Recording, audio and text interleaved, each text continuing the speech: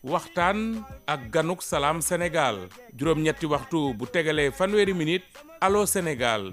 Sénégal di jox kàddu gi askan wi plus près de vous émission buy bég ci yéen te di leen yokk bànneex bégee di leen bégee xumbal ak xumbute ba mi di jot rajo Sénégal di leen jox xibaar yu wér te wóor di leen bégal saa su ne.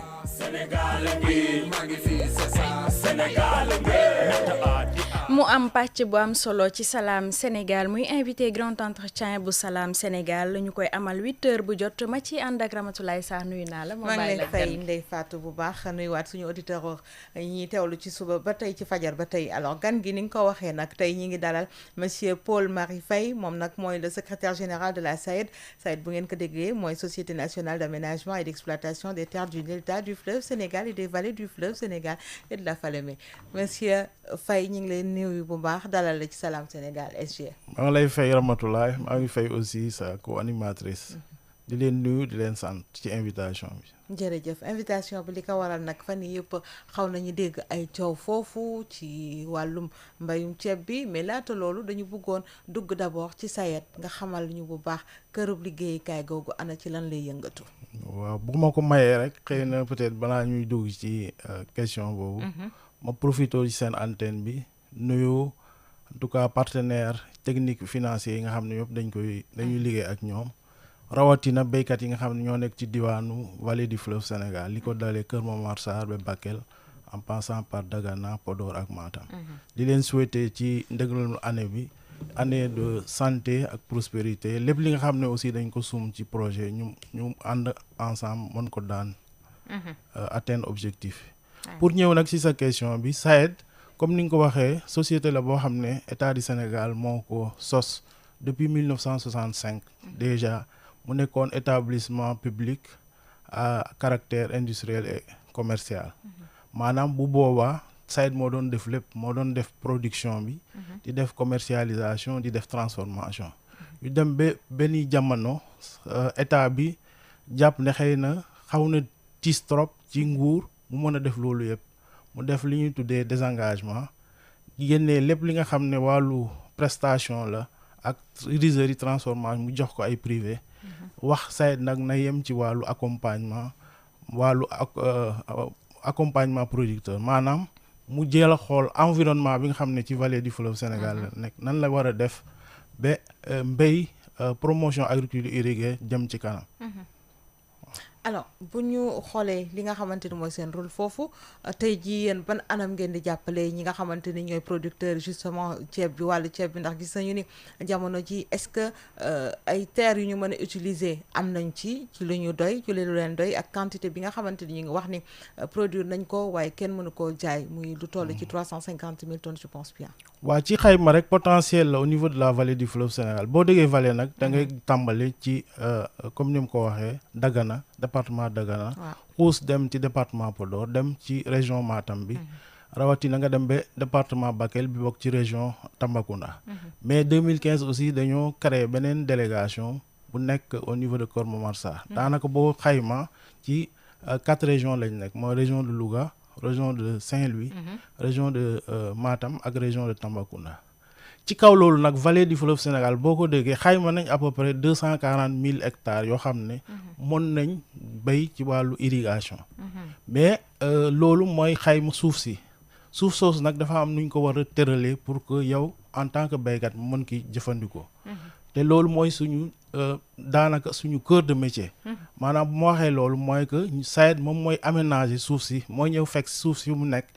mu xotti ko def ko ay parcelles mais balaa mu koy def parcelle aussi dafay laaj parce que ndox bi ci fleuve bi Sénégal lay jóge donc il faut que aussi nga am ay jumtukaay yoo xam ne moom ngay xëcc pour que ndox mi jóge ci fleuve bi nga mën ko indi ci parcelle bi ñu koy tuddee souvent ay station de pompage donc liggéey boobu yëpp muy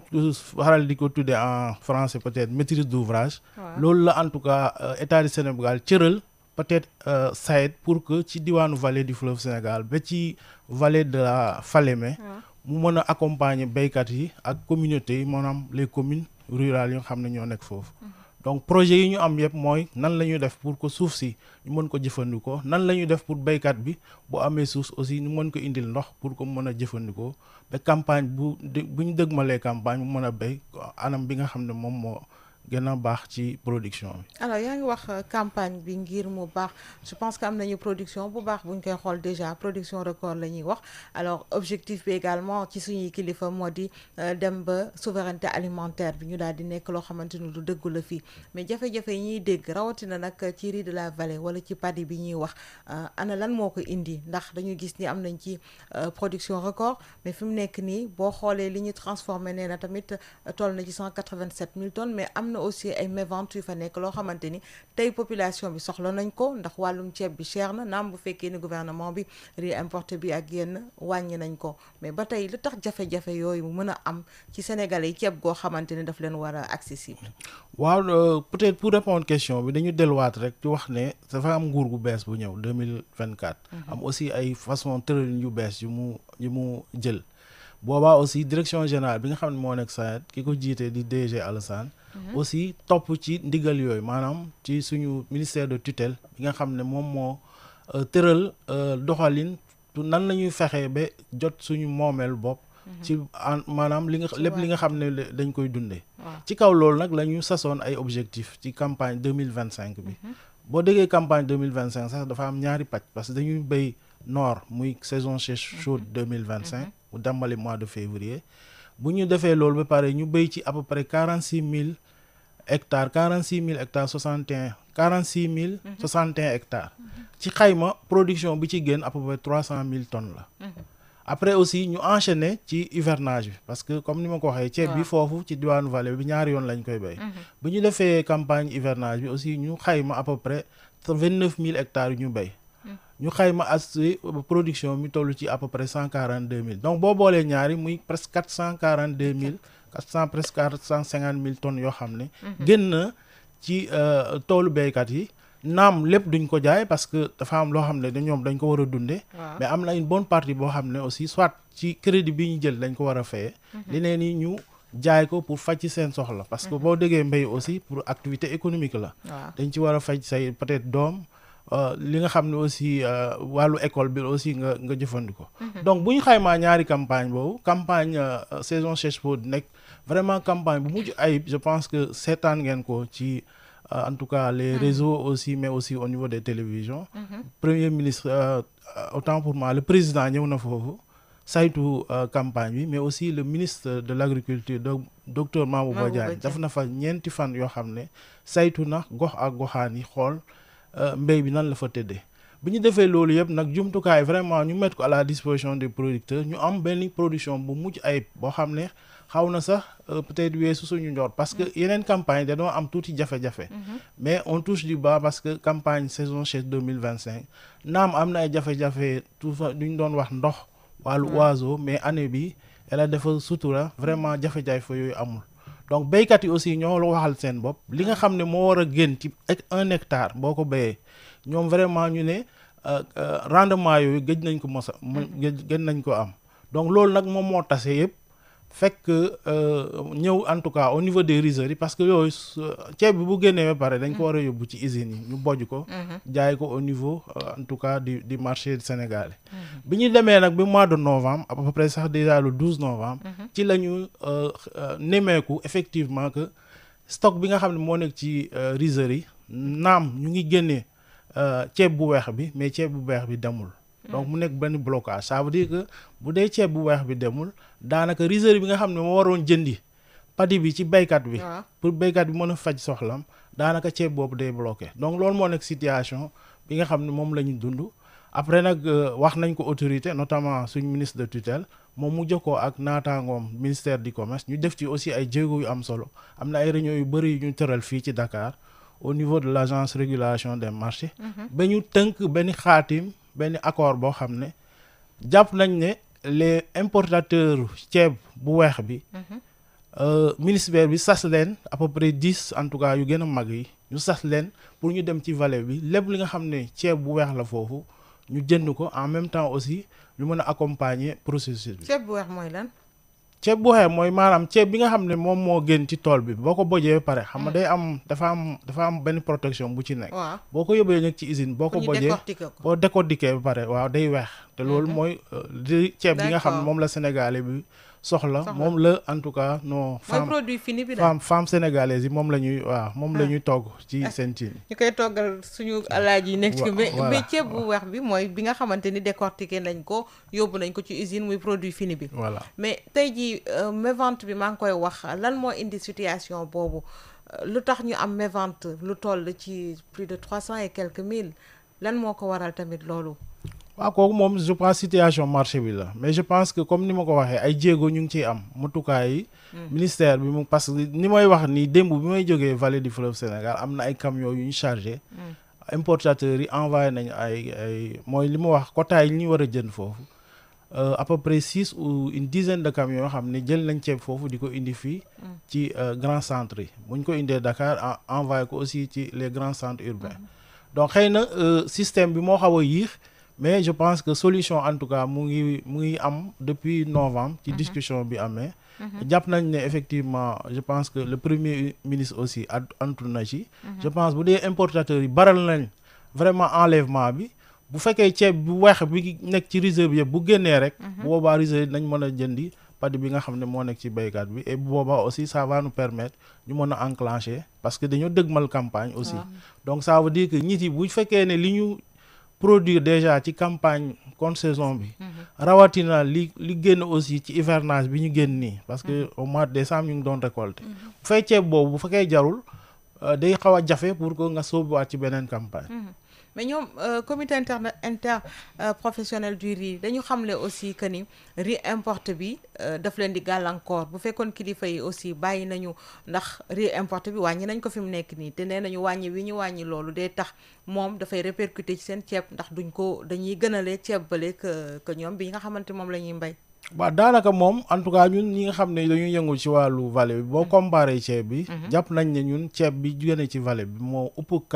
qualité fuuf ceeb bi nga xam ne moom la ñu importé mais sénégalais nag peut-être aussi y a le pouvoir d'achat xëy na ak loo xam ne dafa cosaanoo fii ñu faral en tout cas di jëgaane ceeb bitim réew di ko indi fii ci réew mi mais je pense que ku ci nekk Sénégal bu ci nekk war na ci jàpp pour que comme autorité dañoo woote souveraineté alimentaire pour ñu moom suñu bopp il va à la kuli ali il faut que aussi les ménages sénégalais ñoom ñu gëstu ceeb bi nga xam ne moom la ñu béyee fii ci diwaan bi mais alors ministre du commerce xam nga daf fi wax consommer local ak yooyu gën a wax tamit également que ñu gën a farlu ci li nga xam ne moom la ñuy bayee fii ba sax ñi nga xamante ni ñooy ñi ciy liggéeyee xamle woon nañu leen dipa yi balaa ñu leen koy gën a mën a yombalal sax day fekk mu am benn quantité boo xamante ni ñoom jënd nañ ko déjà ci baykat yi fii mais li ñu gis moo di des na ci rek ni nga xamante ni war nañ ko mënoon jël li nga xamante moom la ñu moom la ñuy bàyyee fii mais loolu est-ce que également importation bi ñuy def tamit du ko gën a gàllankoor naam dañuy geler parfois gis nañu fii ay gel bataille ci yeneen secteurs yi yu ci mel ni soble bi wala pomme de terre comme banane bi niñ ko fi defee woon dans quelque temps pourquoi loolu également du mën a am nga xamante ni dina permettre ñu écouler li nga xamante ni moom moo bàyyeekoo fii ci réew xam nga lépp ay jéegol par exemple wax nga fi ay gel effectivement boo jëlee produit bu mel ni oignon gel effectivement moo tax xëy na ñu toll fii parce que bu njëkk commencé woon nañ par 2 mois 3 mois léegi dañuy geler de janvier jusqu'au mois d'août pour permettre aux producteurs locaux ñu mën a jaay banane bi aussi cité nga ko mais kaaw ceeb bi xëy na c'est la première fois ñu jonkanteel situation bi loolu moo tax ma ne la ministère du commerce woote na ndaje au niveau de Dakar pour que woo déjà importateurs yi parce que wax nga DIPA mooy déclaration d'importation des produits agricoles effectivement loolu lañ bëgg a lëkkale parce que dañoo ne pour que riz local bi mën a jar dëggantaan il faudrait que importateurs yi en même temps bu fekkee dañuy def déclaration d'importation ñu jëlaale benn quota boo xam ne xaw na méngoo ak moom ci produit local bi léegi nag c'est une première expérience comme ni ma la ko waxee mois de novembre bi lañ xayma premier arrêté bi ñu ngi koy doxal wax naa la démb bi may jógee en tout cas dans la vallée du fleuve Sénégal am na ay camions yu jóge foofu di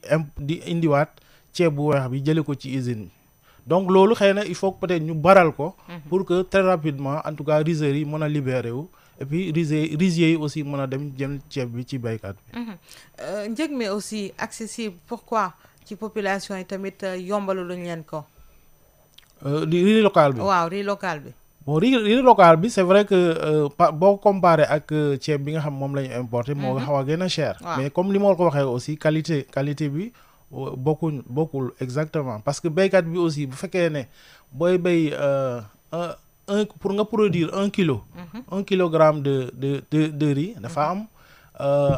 xaalis boo xam moom ngay dugal ci wàllu semence wàllu ndox. wàllu engrais et cetera. léegi yooyu yëpp dañ ko bëgg génne. waaw il faut ñu génne ko parce que activité comme ni ma wax la béykat bi aussi activité agent économique la. donc bu dugalee 1 franc dafa war a génne au moins marge bénéficiaire pour mën ci génn parce que wax naa la ñoom xëy na mbéy bi rek lañ yaakaar. pour mën na faj seen soxla mën na nekk ci santé wala ci éducation seen doom. mais loolu est-ce que yaakaar nga ni pour ñu mën a situation bi nga xamante ni sénégalais yi aussi mën a jël wàllum riz local bi féetewoo ko ci seen bopp dina yomb ndax yaa ngi wax léegi ni importé bi boo xoolee ñoom ci loolu moom moo gën a yombee ñoom que ceeb bi nga xamante moom la ñu bàyyee fii te yaakaar naa ni anam boobu aussi mënul tax nag ba li autorité yi bëgg am tamit ci askan bi ak moo ceeb bi nga xamante moom la ñuy bàyyee fii ndax dafa gën a cher te aussi wàllum qualité je dirais pas peut-être ferñeent yi mu am yëpp am na ko mais des na ci wàllum toggit bi ba tey daal am na yoo xamante ni il faut que ñu gën ko peut-être am na ñaari point yu mu war a leeral mooy déjà par rapport ak accessibilité bi parce que quand même état bi def na ay jéego yu bëri ci wàllu accessibilité bi déjà booy fekkee da ngay béy ceeb état bi da lay subventionné ci yu bëri notamment li nga xam ne moo jëm ci wàllu engrais wàllu matériel agricole et en même temps aussi CIRIS bi mooy comité interprofessionnel des riz joytu woon nañ fi wàllu njëgin bi ba finalement état bi dugal ci loxoom bon daanaka padi bi 130 francs la war a jël mais état bi moom moo jëlaat 32 francs dugal ko ci c'est-à-dire rizier bi ci da koy jaarale ci rizier bi maanaam rizier bi bu jël ci béykat bi 162 francs la ko war a fay bu ko fay 162 francs bi moom état bi da nga ko war a rembourser 30 francs 30 francs yi mel nekk 30 francs yi mu jox béykat bi 2 francs bi mooy nekk tiers détenteur mooy ki nga xam ne mooy saytu stock yi nga xam ne moo nekk ci rizier donc mënuñ wax ne vraiment état bi dugalul loxoom ci wàllum njëg bi mais beneen aspect bi nga wax mooy wàllu promotion te je pense que loolu aussi ñi nga xam ne am nañ tuuti gëstu fii ak y a à peu près 5 ou 10 ans ci ginnaaw je pense am na ay jéego yu am solo yu ñu def ci wàllu promotion di je pense fekkee ngeen peut-être ay FIDAK yoo xam ne def nañ fi ay promotion au niveau de la place de l'Indépendance te même ci wàllu variété bi je pense que variété yu ñu béy aujourd'hui au niveau de la vallée du fleuve amuñ lu ñu war a envier yeneen yi parce que bu njëkk la femme sénégalaise da doon wax ne riz parfumé moo ko gënal mais léegi avec lëkkaloo waa ISRA muy recherche bi fexe nañ ba am variété yoo xam ne sax c'est aromatique donc loolu yëpp am na ci vallée bi donc te ceeb bi aussi mën nga ko xam ci xeet bi nga xam ne moom nga bëgg mën na nekk brisé comme riz entier donc selon besoin en tout cas consommateur bi xeetu ceeb yooyu yëpp normalement c'est disponible. mais ci qualité bi nag amélioration qualité bi aussi. non je pense la qualité ça peut-être ça dépend de la femme sénégalaise. ci toggin bi cuisson mais variété bu nekk dafa am façon bu ñu ko war a toggee am na boo xam ne dafa bugg ndox. yenn yi buggul ndox mais loolu je pense que en tout cas au niveau de la vallée du fleuve Sénégal boo demee Saint-Louis ceeb li ñu lay defal ci restaurant nga mën koo lekk. mu digeste je pense que c'est les variétés qui sont issues de la vallée du fleuve Sénégal mais nag terewul mën nañ ci defaat ay jéego ci wàllu promotion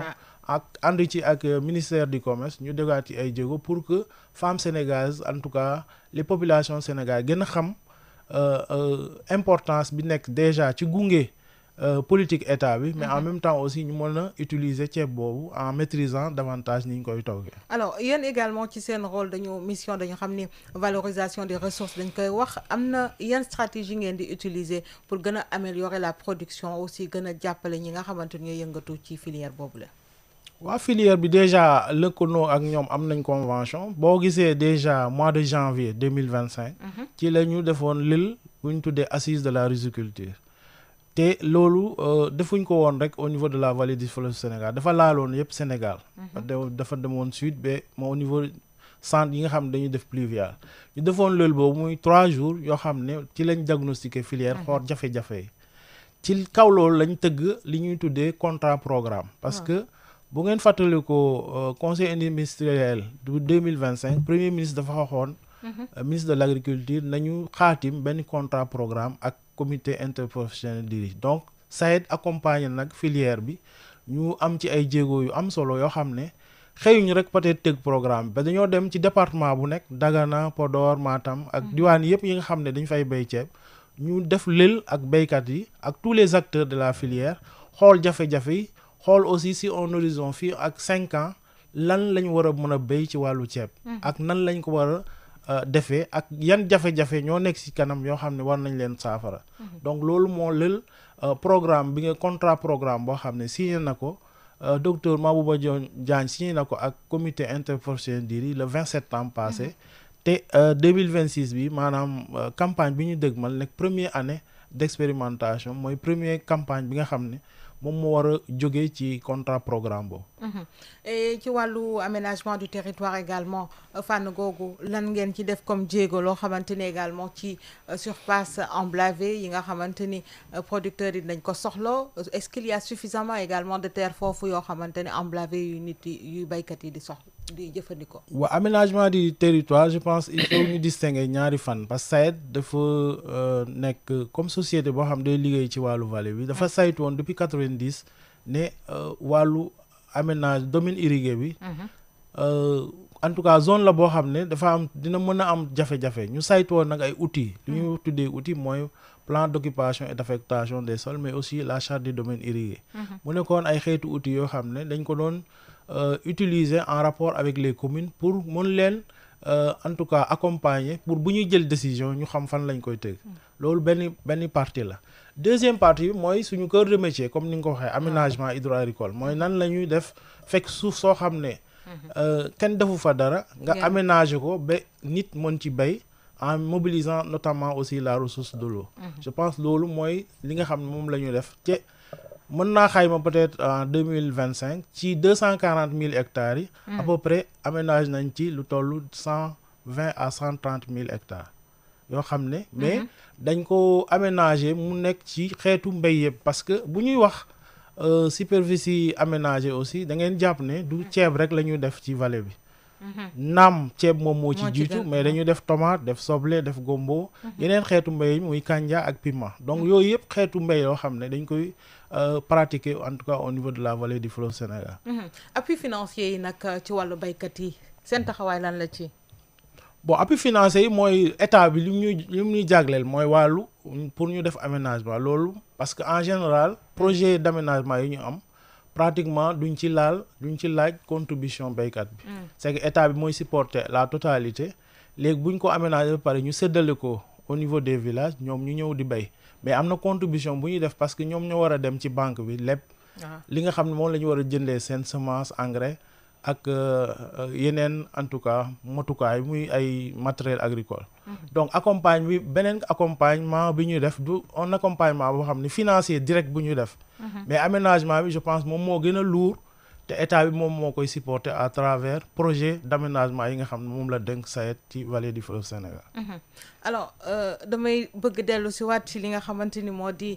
xaalis bi nga xamante ni ci riz importé bi ndax tey ji concurrence lay nekk ci suñu baykat yi te yaakaar naa ne aussi lu mën a nasaxal la seen liggéey bu ñu waxee ci wàllu souveraineté alimentaire mais foofu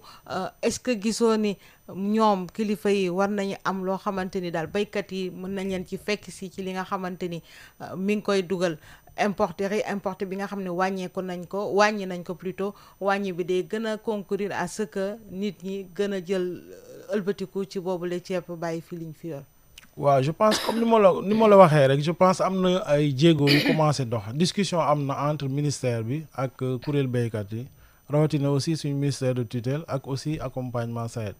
ñu ngi commencé discuter je pense que il faut peut-être ñu wéyal en tout cas ci discussion bi pour que peut-être fi ñuy jëm comme ni nga ko waxee importateurs yi mu nekk loo xam ne peut-être dañ koy xaatim parce que loolu discussion la soo xam ne arrêté rek lañ ko def mais je pense war na nekk loo xam ne engagement la bépp importateur buy jëlati riz importé moom mu engagé wu déjà sur la production locale. mais est-ce que loolu gënul firndeel nii rek ceeb bi qualité bi fii des na. moom laay wax sànq ceeb riz local bi qualité bi lu tax ñu gën a favoriser importation riz importé ba non je pense du question qualité bi c'est que il y avait aussi am na benn problématique boo xam ne dañ ko weesu mooy problématique de la production elle-même. Parce que loolu effectivement importateur bi aussi xëy na mënuñoo jël risque ne dañuy jël ceebu vallée bi fekk du mën a couvrir besoin yi. Et je pense même l'État n'allait pas accepter cela. Donc il y a un processus maintenant comme ni ma ko waxee en ce moment-là l'État a pris un plan d'action boo xam ne dafa bëgg a dem ci souveraineté alimentaire te loolu la ci SAED di dox. te comme ni ma ko waxee 2025 na nekk première année boo xam ne effectivement production bi teew na. waxuma ne nag couvrir na besoin parce que bi ma xayma kon saison bi ak hivernage on est autour de 442 000 donc en tout cas des na ba léegi. mais je pense que 442 000 l'objectif c'est combien? Il faut au moins 1,5 million tonnes yoo xam ne dina mën a couvrir à peu près 75 à 80% de nos besoins. Donc ça veut dire que am na jéego boo xam ne war nañ ko mën a defaat mais nag il faudrait qu'on travaille parallèlement en gardant un peu benn partie boo xam ne importation bi c'est pour couvrir les besoins alimentaires du pays mais en même temps aussi production locale bi mu mën di wéy di en tout cas ñu mën ko di jaay à travers effectivement une collaboration avec les importateurs via le ministère du Commerce. D'accord. Monsieur Paul-Marie Faye, on va faire un petit résumé en français. Je rappelle donc que vous êtes le secrétaire général de la SAED, qui est la Société nationale d'aménagement et d'exploitation des terres du delta du fleuve Sénégal et des vallées du fleuve Sénégal et de la Falémé. Alors, ces temps-ci, il y a eu des remouches, si je peux parler ainsi, bien sûr, au niveau de la vallée, au niveau de Ross Béthio, Dagana et tout ça. C'est l'interprofessionnel, le comité interprofessionnel des riziers, du riz plutôt. Alors, c'est quoi le problème? Une mévente, on parle d'une mévente de 350 000 tonnes, alors qu'on a connu une production record. Au même moment, le ministre du Commerce a procédé à la baisse du prix du riz importé. N'est-ce pas là un problème pour ces producteurs, justement? Oui, effectivement, au niveau de la vallée du fleuve Sénégal, compte tenu du fait que l'année 2025 a été une année quand même assez satisfaisante en termes de production. Si on prend effectivement la contre-saison chaude, on a emblavé 46 061 hectares pour une production qui tourne autour de 300 000 tonnes. Et en hivernage, nous avons enchaîné autour de 29 000 hectares de riz et qui a un peu donné une production autour de 142 500. Donc, les deux campagnes réunies, on tourne autour de 440 et quelques mille tonnes.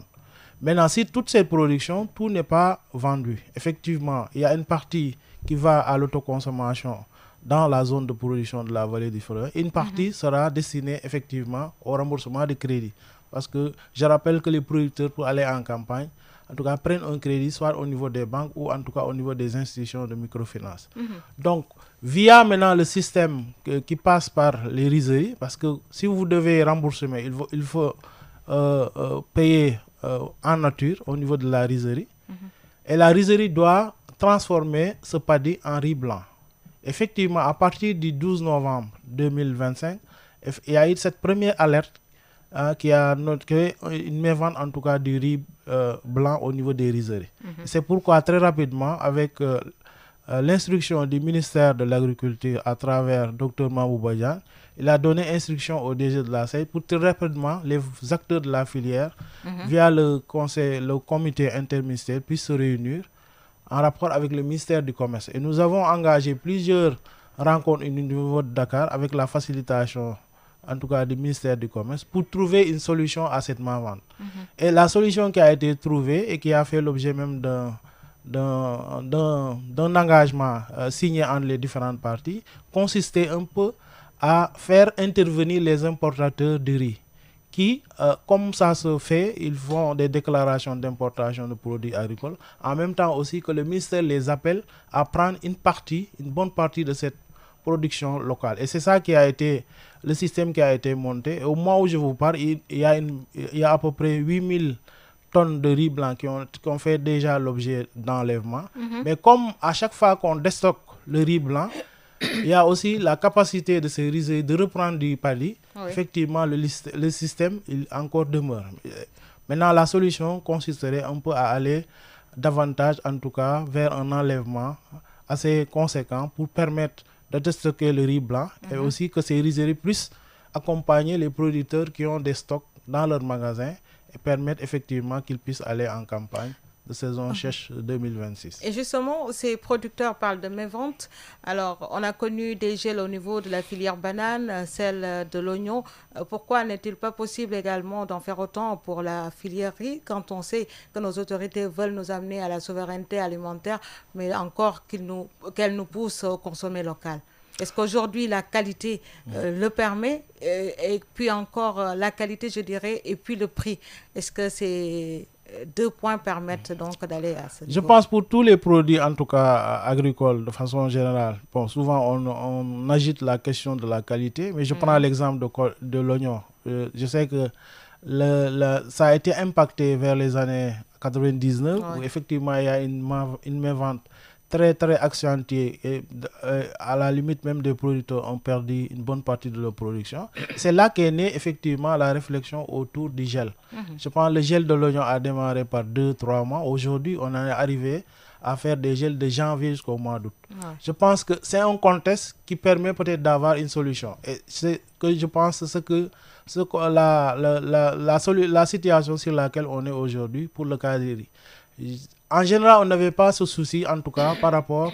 à la commercialisation du riz, parce qu'effectivement, il y a ici ce défi aussi de la production. Donc, la production était moindre, donc il n'y avait pas un enjeu en termes de commercialisation. Cette année, effectivement, 2025 a été plus ou moins une année exceptionnelle. On a fait une bonne campagne de saison sèche chaude, qui a été aussi enchaînée par une campagne d'hivernage. Effectivement, le cas, il s'est posé. Je pense aujourd'hui, il va falloir trouver une solution. Et la solution, effectivement, est entre les mains, effectivement, du ministère du Commerce, comme on l'a dit, qui a convoqué déjà les importateurs. Et je pense qu'on va aller vers plus ou moins un format de gel, ou en tout cas, où les importateurs vont prendre, même s'ils doivent faire des importations, prendre une partie de la production locale, et je pense que c'est ça qui va permettre un peu de dénouer le nœud du problème. Alors le ministre du Commerce justement incite les populations au consommer local, notamment le riz de la vallée. Au même moment, il procède à la baisse du riz importé. N'est-ce pas paradoxal justement? Oui, en fait, comme je vous ai dit, il y a effectivement ce défi de la production, parce que quand on dirige aussi, on anticipe en tout cas les difficultés. Je sais qu'aujourd'hui, la production locale ne permet pas effectivement de subvenir à tous nos besoins. Et combien on attend en production locale? Combien on attend sur le marché pour couvrir le marché? Il nous faut, dans le contrat programme, on a projeté en 2029 à peu près 1 500 000 tonnes de riz blanc, et qui va couvrir plus ou moins 80%. Donc vous avez vu toujours qu'il y a une marche un peu pour faire un peu d'importation. Et vous en êtes à combien? Peut-être l'État ne pourra pas prendre le risque de, en tout cas, rester juste sur la production locale, en sachant que peut-être ça ne permettra pas de couvrir l'ensemble des besoins. Donc je crois qu'il y a une bonne stratégie qui va allier les deux, une partie de l'importation, mais qui n'enlève en rien la capacité des importateurs à pouvoir prendre une bonne partie de la production locale pour impulser effectivement la dynamique qui est enclenchée par les autorités. Et vous en êtes à combien aujourd'hui? 400 sur le niveau pour couvrir tout le marché national. 2025, les deux campagnes réunies, on est autour de 440 000. Mais je rappelle que les 440 000, c'est uniquement la production ici de la vallée du fleuve Sénégal. Donc effectivement, il y a d'autres zones de production, notamment le pluvial, et aussi la zone de Sodagré. Et par rapport à terre également, dont pourraient disposer ces producteurs, ça se situe entre... Bon, nous avons fait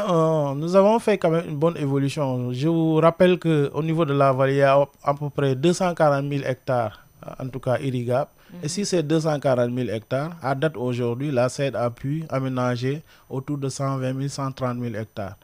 Effectivement, c'est des terres où on peut faire l'agriculture, mais aussi d'autres spéculations horticoles, notamment la tomate, l'oignon, le piment et le gombo. Parce qu'il faudrait aussi qu'on se rappelle que dans la vallée, ce n'est pas uniquement le riz, on fait aussi d'autres spéculations,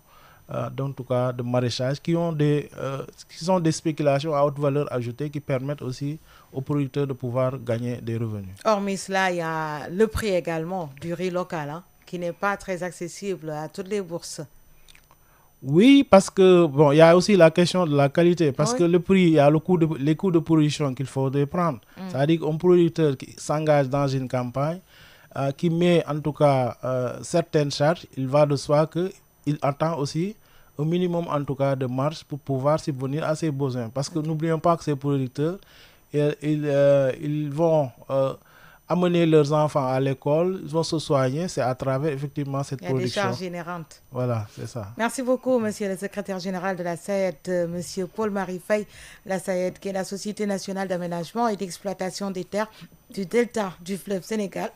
excusez-moi, et des vallées du fleuve Sénégal. Et de la Falémé, Salam Sénégal, vous remercie, monsieur Faye.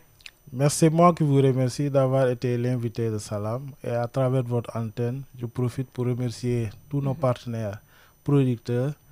et aussi tous les partenaires techniques et financiers qui accompagnent l'État du Sénégal à travers les projets qui sont financés dans la vallée du fleuve Sénégal. Alors, nous profitons de l'antenne l'EFAT également pour remercier votre directeur, bien sûr, et qui vous a envoyé ici. Et puis, notre collègue Omar Nying, qui nous a bien facilité également cet entretien, en tout cas. Merci à vous tous. Merci. Merci Ndeye Fatou. Merci beaucoup Ramatoulaye Sarr ñu amoon mbégte dalal Paul Marie Faye mi nga xam ne mooy secrétaire général bu SAED. mbokk yi mën ngeen a des ak ñun léegi Adja Fatou Sarr dinañu utu ci li nga xam ne mooy Allô Sénégal li nga xam ne moo aju ci mbayum ceeb bi liñ fi waxtaanee li nga xamante ne mooy jafe-jafe yi ak sax askan bi war nañoo consommer local bay dundee loolu lépp di ngeen ko waxtaanee ak Adja Fatou Sarr léegi ci Allô Sénégal. Maaleykum Sénégal ngi maaleykum salaam Sénégal ngi nanga def sawa Sénégal ngi maa ngi fi c'est ça Sénégal ngi rajo Sénégal indi ay coppite ngir li gën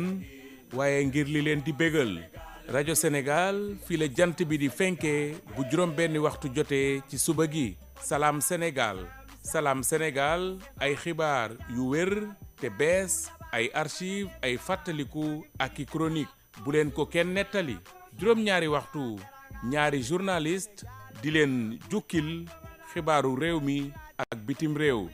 juróom-ñetti waxtu waxtaan ak ganuk Salam Sénégal juróom-ñetti waxtu bu tegalee fan